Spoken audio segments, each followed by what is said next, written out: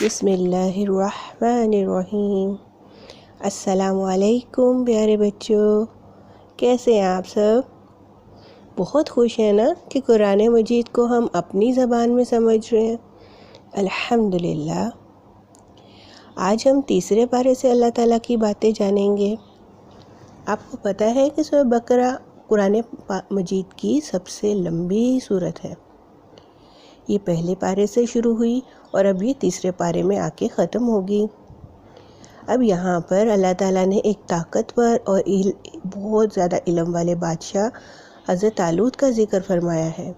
حضرت طالوت نے اللہ تعالیٰ سے مدد مانگی اور اپنی تھوڑی سی فوج اور سامان کے ساتھ ایک بہت بڑی فوج والے بادشاہ سے جنگ کی اور اللہ تعالیٰ کی مدد سے حضرت طالوت کو فتح ملی۔ اس کے بعد آیت الکرسی ہے، جسے حضرت محمد صلی اللہ علیہ وسلم نے تمام قرآنی آیات کی سردار کہا ہے۔ یہ اللہ تعالیٰ کے خزانوں میں سے خزانہ ہے اور اس سے ہماری حفاظت کے ساتھ ساتھ شیطان کے شرارتوں سے بھی ہم محفوظ رہتے ہیں۔ اس لیے ہمیں اس کو یاد کرنا چاہیے اور روزانہ پڑھنا چاہیے۔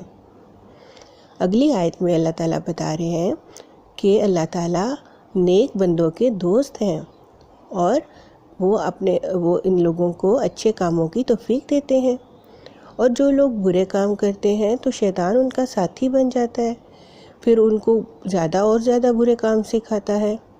تو ہم نے شیطان کا دوست تو نہیں بننا نا، ہم نے اچھے کام کرنے ہیں تاکہ اللہ تعالیٰ ہمارے دوست اور ولی بن جائیں۔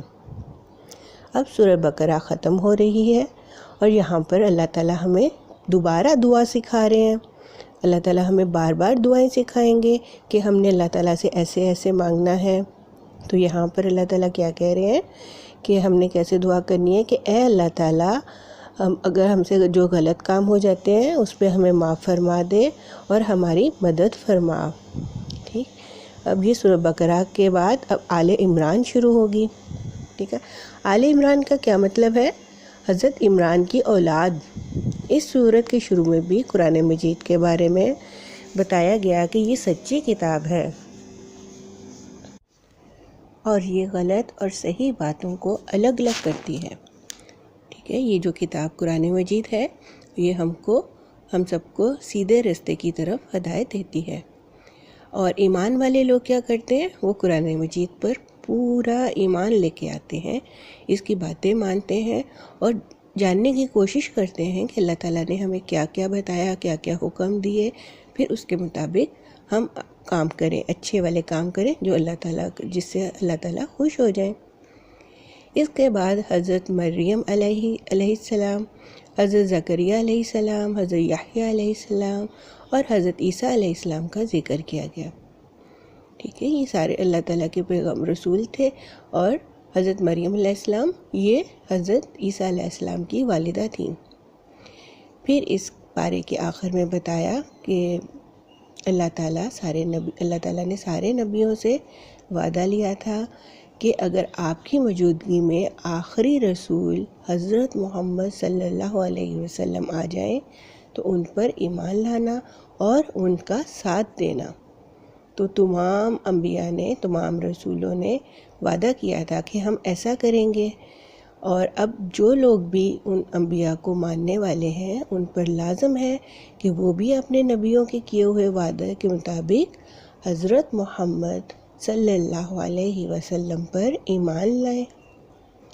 اور یہ بھی بتایا کہ حضرت محمد پر ایمان لا کر اسلام قبول کرنے کے علاوہ اب کوئی اور اللہ تعالیٰ دین قبول نہیں کریں گے۔ ٹھیک ہے، جو پہلے دین تھے وہ اللہ تعالیٰ نے اب ختم کر دیے ہوئے ہیں، تو صرف اسلام کو رکھا ہوا کہ اسلام کے اوپر جو اس کے مطابق زندگی گزارے گا اللہ تعالیٰ صرف اسی کا دین قبول کریں گے۔ اس کے ساتھ ہمارا تیسرا پارہ ختم ہو گیا۔ اگلے پارے تک کے لیے اللہ حافظ۔ السلام علیکم ورحمۃ اللہ وبرکاتہ۔